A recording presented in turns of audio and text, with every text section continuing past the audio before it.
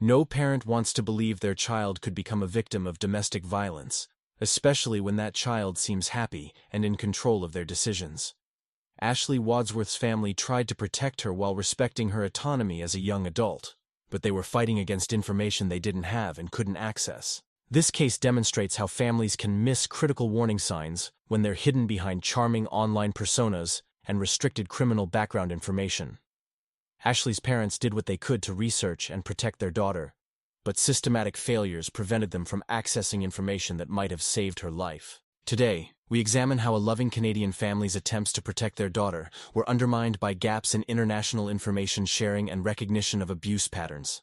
Please like this video, subscribe for more cases like this, and share Ashley's story with other families who need this awareness. Ashley Wadsworth was born on July 25, 2002, in Vernon, British Columbia, Canada. She was the younger daughter of Kenneth and Christy, growing up within an exceptionally close-knit extended family of over 50 relatives living in the same community. This tight family bond would remain a defining characteristic throughout Ashley's life. When Ashley's parents divorced, her father Kenneth remarried, bringing 2 additional siblings into her life, Crystal and Brandon. Despite the family changes, Ashley maintained strong connections with all her relatives. She developed a particularly special relationship with her niece Paisley, showcasing the nurturing side of her personality that would endear her to everyone she met. Ashley's vibrant personality shone through her diverse interests and active lifestyle. She was passionate about outdoor activities, spending countless hours swimming in local lakes, horseback riding through British Columbia's scenic trails, skiing down mountain slopes, and playing tennis with friends. Her musical talents were evident as she learned to play the clarinet, adding another dimension to her well-rounded character.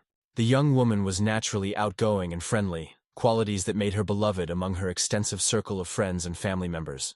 Her social nature extended to the digital world, where she maintained an active presence on various social media platforms. Through these accounts, Ashley regularly shared memes that made her friends laugh, jokes that showcased her sense of humor, and pictures documenting her adventures and daily life. Ashley's online activity was open and transparent, freely shared with her family members who remained actively involved in her digital life. This openness reflected the trust and communication that characterized her relationship with her parents and siblings.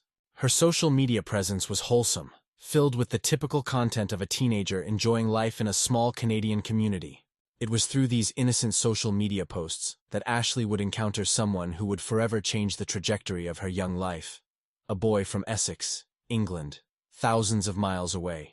Jack Seal was born on January 9, 1999 in Essex, England. His family situation was notably different from Ashley's close-knit Canadian household. Jack lived with his mother, Tracy Dalton, and stepfather Ricky, while maintaining a complicated and strained relationship with his biological father, who would later pass away. The family dynamics were challenging, with Jack having minimal contact with his brother Jordan, though he maintained a closer relationship with his sister Nadia. Jack's personality presented a complex mixture of charm and troubling behaviors. Those who knew him described him as someone who could be incredibly charming when he wanted to be, yet he struggled significantly with academic performance and social interactions at school. Teachers and peers noted occasional displays of aggressive behavior that hinted at deeper underlying issues. In 2015, when Ashley was just 12 years old and Jack was 15, they were introduced through a mutual friend in an online chatting platform. This digital introduction would mark the beginning of a relationship that would span several years and ultimately end in tragedy. Their initial connection seemed innocent enough, built around shared interests in music, movies, and general teenage conversations. The 2 young people spent countless hours chatting online, with Ashley initially using her family's computer for these conversations. Importantly, Ashley kept these communications open to her relatives, never hiding the friendship from her parents or siblings. As months passed, their digital relationship evolved from simple text-based conversations to video calls, allowing them to see and speak with each other face-to-face through their computer screens. During this progression, Jack began demonstrating what initially appeared to be generous and thoughtful behavior, sending Ashley gifts including clothes, teddy bears, and even money. However, concerning patterns began emerging early in their relationship. Jack displayed obsessive tendencies, frequently contacting Ashley through multiple accounts when she needed space, or tried to block him temporarily.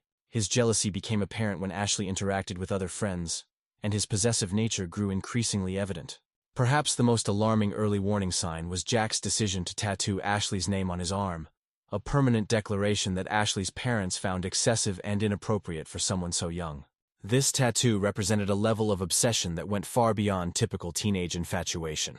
As their virtual relationship deepened, Jack's jealousy and controlling tendencies began to surface, even as he maintained relationships with other girls. But Ashley remained captivated by the charming boy she thought she knew. As Ashley and Jack's long-distance relationship continued to develop, troubling behavioral patterns became increasingly apparent to those paying attention.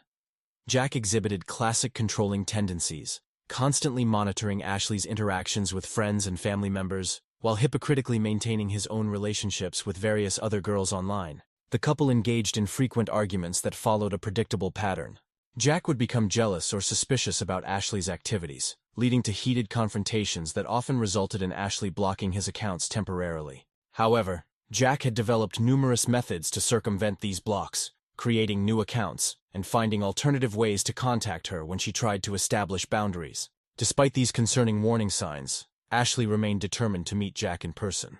In 2018, when she was 16 years old, Ashley expressed a strong desire to travel overseas to finally meet the boy she had been speaking with for 3 years. Her family, recognizing the potential dangers of such a trip, refused to allow her to travel alone to another country to meet someone they considered essentially a stranger. This refusal didn't deter Ashley's determination. She continued to maintain her relationship with Jack despite the ongoing pattern of fights, followed by reconciliations that had become their normal dynamic. The cycle was emotionally exhausting, yet Ashley seemed unable to break free from it. Recognizing that her family would not financially support or approve of her travel plans, Ashley took matters into her own hands. She secured employment at various local establishments, including fast food restaurants and department stores, working diligently to save money for her planned trip. Her goal was clear: achieve financial independence and fulfill her dream of meeting Jack.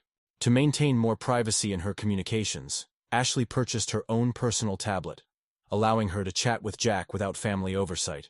This device gave her the freedom to communicate without her relatives monitoring their conversations, effectively removing the protective oversight her family had previously provided.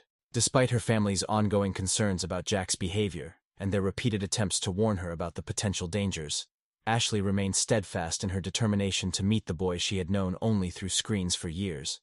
By November 2021, Ashley had saved enough money and gained enough independence to make a decision that would seal her fate. She would finally travel to England to meet the boy she had known only through screens. On November 12, 2021, Ashley Wadsworth made a momentous decision that would change her life forever. She purchased a plane ticket to the United Kingdom, securing a 6-month tourist visa that would allow her to stay and explore the possibility of building a life with Jack. This represented not only her first international trip, but also the fulfillment of a dream she had harbored for over 6 years. Despite persistent concerns expressed by family and friends who worried about her safety, Ashley's excitement and determination proved stronger than their warnings. She was convinced that meeting Jack in person would validate the connection they had built online and perhaps open doors to continuing her education in England while exploring their relationship. The historic meeting finally occurred on November 13, 2021, at London Gatwick Airport. Ashley's excitement was immediately evident as she updated her social media profile picture within hours, featuring a photograph of herself and Jack together for the first time. The image captured her genuine happiness and relief at finally meeting the person she had invested so many years getting to know. The physical contrast between the two was striking. Jack, now 22 years old, was heavily tattooed, including facial tattoos that gave him an intimidating appearance, quite different from the boy Ashley had initially met online at 15. Ashley, at 19, maintained her youthful, cheerful appearance that reflected her optimistic nature. Jack's living situation was modest at best. He resided in a small apartment within a public housing complex located in northwest Chelmsford, an area with a questionable reputation. The neighborhood was known for various social issues, creating an environment quite different from the safe, family-oriented community Ashley had known in Vernon. The apartment itself was cramped and sparsely furnished, a far cry from the comfortable family home Ashley had left behind in British Columbia. However, Ashley's excitement about finally being with Jack overshadowed any concerns about their living conditions. As Ashley settled into Jack's world, the charming online personality she had fallen in love with began to show cracks that would soon reveal a much darker reality. The initial weeks of Ashley's stay in England appeared to fulfill her romantic expectations. Jack seemed to embody the loving and attentive partner she had known through years of online communication, showering her with compliments and happily participating in romantic selfies that Ashley eagerly shared on social media. To outside observers, they appeared to be a happy couple finally united after years of long-distance communication. During this early period, they explored the more pleasant areas of Chelmsford together, with Jack seemingly eager to show Ashley around his hometown. Their decision to adopt a puppy named Winston appeared to add genuine happiness to their shared life, suggesting they were building something meaningful together. However, this honeymoon phase proved short-lived as Jack's behavior began shifting dramatically. He became increasingly reclusive, preferring to remain inside the small apartment smoking cannabis and playing video games for hours, rather than exploring the outdoors or engaging in activities Ashley enjoyed. This sedentary lifestyle was particularly frustrating for Ashley, who had always been physically active and loved outdoor adventures. Jack's controlling tendencies emerged gradually but persistently. He began discouraging Ashley from speaking with neighbors, suggesting she should keep to herself rather than building relationships within their community. He restricted her movements and activities, creating an increasingly isolated environment that differed drastically from the social, family-oriented life she had known in Canada.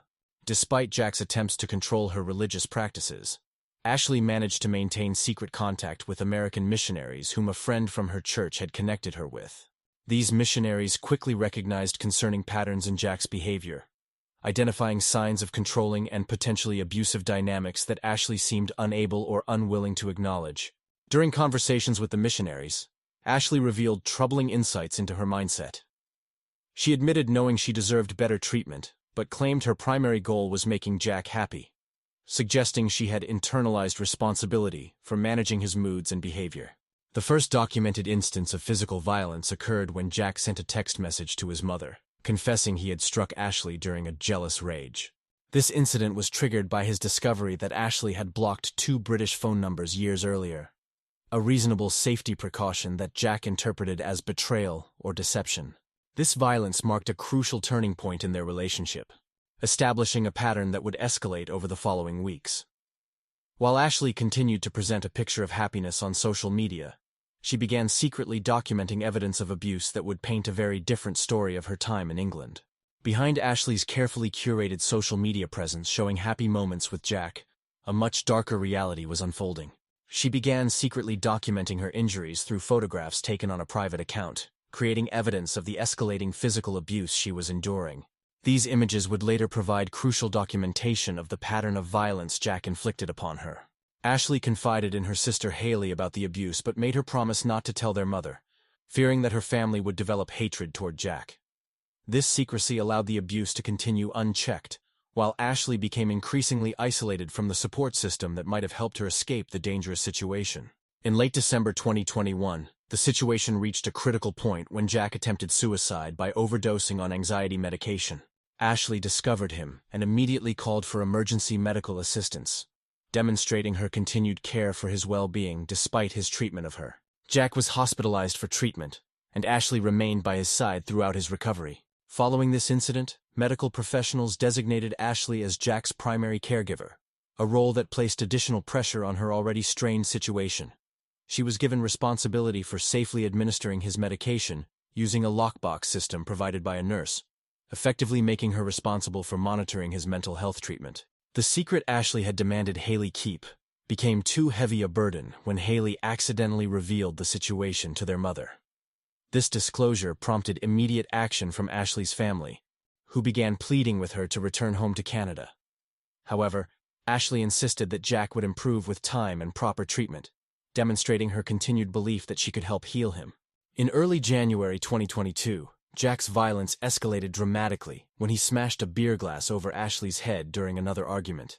This attack left Ashley visibly distressed and injured, requiring her to clean up broken glass while dealing with her injuries.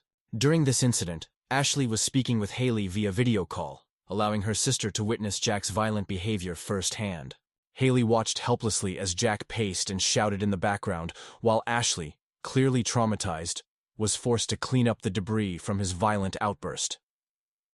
This call provided Haley with undeniable evidence of the dangerous situation her sister was trapped in, making the abuse real and immediate rather than something happening far away. Despite this serious escalation of violence, Jack celebrated his 23rd birthday on January 9th as though nothing had happened. He was surrounded by family members and Ashley, creating a facade of normalcy that masked the ongoing abuse.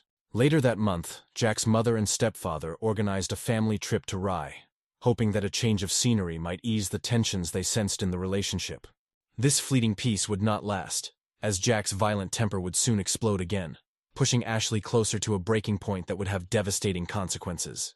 In late January 2022, another violent incident shattered any remaining illusions about Jack's capacity for change. During what began as a routine video call with her sister Haley, Jack's temper exploded without warning. He physically assaulted Ashley while she was speaking with her sister, throwing a candle and television remote at her with enough force to cause injury and terror. Haley, witnessing this attack through the video call, immediately began pleading desperately with Ashley to come home to Canada.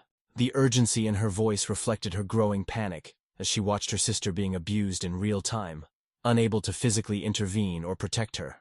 Initially, Ashley agreed to her sister's pleas, seeming to recognize that the situation had become untenable and dangerous. However, after ending the call, Ashley changed her mind about returning home. Despite the escalating violence and her family's growing concern, she remained convinced that somewhere within Jack's increasingly violent behavior was the charming, caring boy she had fallen in love with years earlier through their online conversations. Ashley spent considerable time in prayer, holding on to hope that time, medication, or her love could somehow heal Jack and restore him to the person she believed he could be. This faith in his potential for change demonstrated the psychological hold he maintained over her, even as his actions became increasingly dangerous and unpredictable. During conversations with her mother, Ashley revealed Jack's awareness of the toxic cycle he had created. She described how he would accuse her of disloyalty or imagined betrayals, lash out violently, then apologize profusely while promising to change. This pattern of abuse, followed by remorse, kept Ashley trapped in a cycle of hope and disappointment. Despite Jack's expressions of guilt following each violent incident, his remorse proved insufficient to prevent further escalation. The morning of February 1st, 2022, began like many others, but would become the day that sealed Ashley's fate. Jack became enraged again, this time accusing Ashley of sneaking off to meet other people behind his back.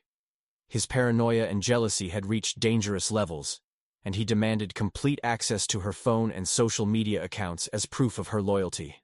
Around 8 a.m., a neighbor heard Ashley screaming through the shared wall of their apartment building. Minutes later, Ashley appeared at the neighbor's door barefoot, crying and bleeding from a cut on her hand, seeking help from someone who had shown her kindness. What happened in those early morning hours would set in motion a series of events that would lead to Ashley's final, desperate attempts to seek help. Attempts that would tragically come too late. When Ashley appeared at her neighbor's door that morning, bleeding and barefoot, she was in a state of extreme distress.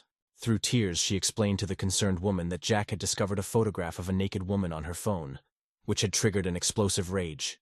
Ashley insisted the image wasn't something she had saved or searched for, but Jack refused to believe her explanation. The neighbor listened in shock as Ashley described the morning's events.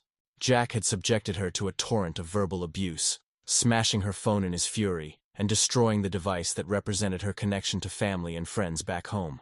In his rage, he had also thrown their puppy Winston against the wall, demonstrating a level of violence that extended beyond just Ashley herself. Despite being injured and clearly fearing for her life, Ashley begged her neighbor not to call the police. She was terrified of the potential consequences and still held hope that the situation could be resolved without official intervention. The neighbor reluctantly agreed to honor Ashley's wishes, but insisted that Ashley accompany her to a medical appointment she had scheduled that day. Ashley refused this offer of safety, choosing instead to return to the apartment despite the obvious danger. Deeply concerned for Ashley's well-being, the neighbor made the decision to confront Jack directly, hoping to reason with him and ensure Ashley's safety. When the neighbor knocked on Jack's door, he answered calmly and appeared composed, offering what seemed like a sincere apology for the disturbance. His controlled demeanor was so convincing that the neighbor felt reassured enough to leave, believing the situation had been resolved and Ashley was safe. Around 9 a.m., another neighbor named Lucy brought Jack a misdelivered package. She later recalled his odd behavior during this brief interaction, noting that he barely opened the door and seemed unusually anxious or agitated, though she didn't immediately connect this behavior to anything sinister. That night, Ashley managed to make a call to her family in Vernon using Jack's phone, as her own device had been destroyed earlier that morning. The time difference meant it was around midnight in British Columbia when she reached her mother. During this conversation, Ashley learned that her mother had discovered the truth about Jack's abuse after Haley could no longer bear keeping the secret alone. Ashley's family had already taken decisive action to help her escape. They had immediately booked her a return flight scheduled for February 3rd, giving her a concrete escape plan and timeline. When Ashley told Jack about her family's plans and her intention to leave, he reluctantly agreed to take her for the required COVID test and drive her to the airport for her departure. During their lengthy conversation, Ashley's mother issued a stern warning. If Jack became violent again, Ashley should go directly to the airport without waiting. She also made it clear that if Ashley was hurt again, she would involve law enforcement, regardless of Ashley's previous wishes to avoid police intervention. The phone call between Ashley and her family lasted approximately 3 hours, ending around 11 a.m. local time in Chelmsford.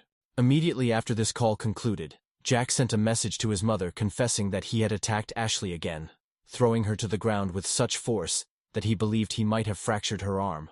As Ashley desperately tried to reach out for help in her final hours, a series of tragic timing failures and unanswered messages would seal her fate. Between 11:22 a.m. and 12:38 p.m. on February 1, 2022, Ashley sent several desperate messages to family and friends in Vernon using Jack's phone, her own device having been destroyed during the morning's violence. These messages represented her final attempts to reach out for help. But tragically, the 8-hour time difference between England and British Columbia meant that her loved ones were still asleep and unable to respond immediately. Ashley also attempted to contact church friends in Chelmsford, sending urgent messages pleading for help and stating it was an emergency. However, due to technical issues, these critical messages didn't send until several hours later, arriving long after it was too late to save her life. Between 12:38 and 12:45 p.m., Jack committed the horrific act that would end Ashley's life. He strangled her until she stopped breathing, then retrieved a kitchen knife from their small apartment and stabbed her over 90 times in the chest and abdomen. The brutality of the attack reflected the extent of his rage and the complete loss of any humanity he had once shown. Following Ashley's murder, Jack's behavior demonstrated a shocking detachment from the gravity of his actions. Rather than calling for help or expressing immediate remorse, he carried on with his day as though nothing extraordinary had occurred. He even spent time playing video games while Ashley's body lay nearby, displaying a level of callousness that defied comprehension. In a disturbing display of possessiveness even in death, Jack changed his social media profile picture to one of himself and Ashley, adding the chilling caption, "Always mine." This action revealed that even after taking her life, he continued to view Ashley as his property, rather than recognizing her as the independent person she had been. Jack recorded a video message intended for Ashley's sister Haley, expressing his love for Ashley and offering an apology. In this recording, he claimed he couldn't let Ashley go, and that his mind wasn't functioning properly. Disturbingly, Ashley's lifeless body was visible in the background during this recording, adding another layer of horror to his actions. Despite creating this message, Jack ultimately chose not to send it to Haley. Instead, he inflicted superficial wounds on his own chest, likely in an attempt to create physical evidence that might support a fabricated self-defense narrative when authorities inevitably arrived. These calculated actions following the murder demonstrated that despite his claims of mental incapacity, Jack retained enough awareness to attempt covering up his crime and creating false evidence. As Ashley's family woke up in Vernon to find her desperate messages, a frantic rescue attempt would begin. But they would discover they were already too late. When Ashley's family members woke up in Vernon, British Columbia, they discovered the series of desperate messages she had sent hours earlier. The urgency and fear evident in her communications immediately alarmed them, prompting quick action despite the distance separating them from their loved one. Ashley's family immediately contacted one of her friends in Chelmsford, explaining the situation and asking him to check on her welfare. Understanding the gravity of the situation, the friend agreed to go to Jack's apartment to ensure Ashley was safe. The friend arrived at the apartment and knocked repeatedly on the door, calling out for Ashley and Jack. When he received no response despite persistent efforts, his concern deepened significantly. Following standard protocol for welfare checks, he contacted local police to report his concerns about Ashley's safety. Law enforcement advised the friend that they would investigate, and he remained in the area until around 4 p.m., when officers told him they would handle the situation from that point forward. Still worried, but trusting that authorities would resolve the matter, the friend reluctantly left the scene. Simultaneously, Ashley's best friend in Vernon noticed something disturbing about Ashley's social media activity. Despite knowing about the morning's violence and Ashley's desperate messages, her accounts appeared active, suggesting she was online and communicating normally. When the friend sent concerned messages asking about Ashley's well-being, responses came back claiming everything was fine, and she no longer needed help. However, these messages, supposedly from Ashley, had a different tone and style than her typical communication patterns. The chilling truth was that Jack was responding to messages while pretending to be Ashley, maintaining the facade that she was alive and well. When Ashley's family and friends sent increasingly frantic follow-up messages expressing their continued worry, Jack simply ignored them, allowing their panic to build. During this deception, Jack made a phone call to his sister Nadia, confessing that he had killed Ashley. In an act of unimaginable cruelty, he even showed her Ashley's body during the video call, forcing his sister to witness the horrific aftermath of his crime. Police officers entered Jack's apartment at 4:13 p.m., discovering the crime scene and immediately arresting Jack, who was found covered in blood. Simultaneously in Vernon, Ashley's sister Haley experienced a devastating certainty that the worst had happened, tearfully calling their father to express her conviction that Jack had taken Ashley's life.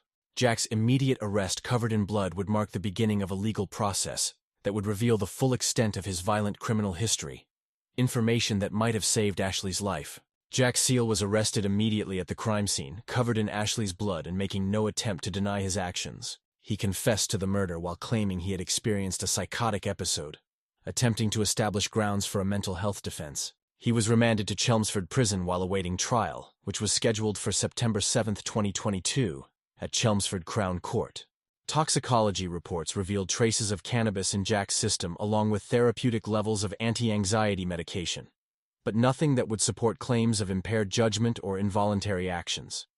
Psychiatric evaluations conducted while he awaited trial determined that he was mentally fit to stand trial, undermining his attempted psychological defense. The most shocking revelations emerged during the legal proceedings when Jack's extensive criminal history was revealed. Ashley's parents learned the truth about their daughter's killer during the sentencing hearing, discovering information that might have saved her life if it had been accessible earlier. Jack's pattern of violence against women began in 2014 when he was just 15 years old. He took explicit photographs of a girl he had met online, and when she ended their relationship, he hacked into her social media accounts and published the intimate images as revenge. This serious violation of privacy and dignity resulted in a restraining order being issued to protect the victim.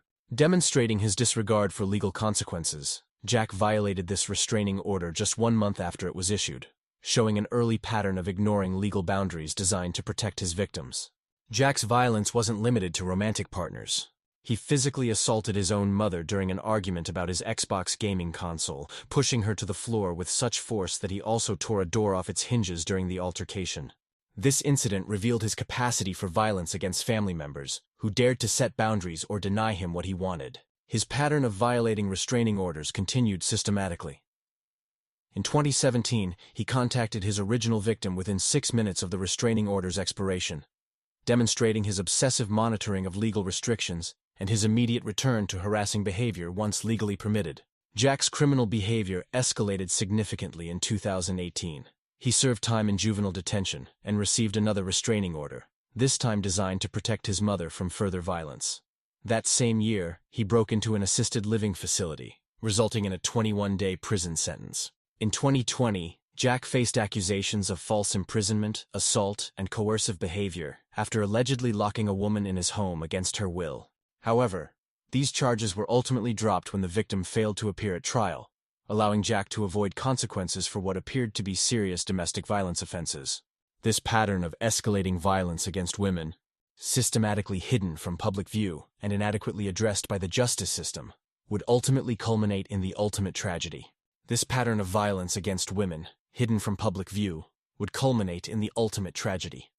But justice would finally be served. Jack Seal ultimately entered a guilty plea to the murder of Ashley Wadsworth, acknowledging his responsibility for her death. The presiding judge declared there was only one possible sentence for such a heinous crime: life imprisonment. However, the court scheduled his formal sentencing hearing for October 10th to allow Ashley's family sufficient time to travel from Canada and be present in person for this critical moment in their pursuit of justice. Ashley's parents made the difficult decision to travel to Essex rather than participate virtually in the proceedings. Their physical presence in the courtroom where their daughter's killer would be sentenced represented their commitment to seeing justice served and honoring Ashley's memory. During the sentencing hearing, the court reviewed a letter Jack had written from prison expressing remorse to Ashley's family. In this correspondence, he claimed to be experiencing deteriorating mental health and intrusive thoughts, though these claims did little to mitigate the severity of his actions or generate sympathy from those who had loved Ashley. The judge imposed the maximum sentence available, life imprisonment with the possibility of parole after 23 years. This sentence ensured Jack would spend a significant portion of his life behind bars, though it could never truly compensate for the life he had stolen. On October 12th, a meaningful vigil was held in Ashley's memory. Ashley's parents, her stepmother, a close friend, and Julie Taylor, a campaigner against knife violence, gathered to honor her life and legacy. They walked solemnly from Brownings Avenue to the location where Ashley had spent her final days. The group laid wreaths and placed roses on the doorstep of the apartment where Ashley had died, creating a temporary memorial at the site of tragedy. Ashley's mother took a quiet moment of reflection at this location, finding some measure of peace in honoring her daughter's memory. Ashley's remains were eventually repatriated to Canada with financial assistance from hundreds of donations collected through a crowdfunding campaign. Her funeral was held on February 23, 2022, with live streaming allowing extended family and friends to participate from afar. Ashley's death would spark important conversations about domestic violence awareness and the need for better protection systems. Ashley's father expressed deep concern about the lack of accessible information regarding Jack's violent criminal history. Despite conducting online searches of Jack's name before Ashley's trip, he found no indication of the extensive pattern of violence against women that characterized Jack's past. This discovery led him to question when the right to privacy should be revoked for individuals with repeated histories of violence against others. The United Kingdom operates a domestic abuse disclosure scheme known as Clare's Law, named after Claire Wood, who was killed by a partner with a documented history of stalking and making threats. This law allows individuals to request information about a person's criminal past from police authorities, and it grants police the authority to disclose such information proactively when they believe someone may be at risk. However, Clare's Law faces significant challenges, including slow processing times and no guarantee that information will actually be disclosed, even when requested. Ashley's mother expressed regret about not knowing this policy existed, believing she could have submitted a request to British authorities that might have revealed Jack's dangerous history. Statistics from Women's Aid reveal that a woman in England and Wales is killed by a male partner or ex-partner every 4 days on average, highlighting the widespread nature of domestic violence. Understanding why victims like Ashley remain in abusive relationships requires recognizing that they often hope their partner's apologies and promises to change will prove genuine. Ashley believed that Jack had a good heart buried beneath his violent behavior, and that her love could help him change. This tragic optimism, combined with psychological manipulation and control, kept her trapped until she finally decided to leave. By the time Ashley realized she was wrong and chose to distance herself, it was tragically too late.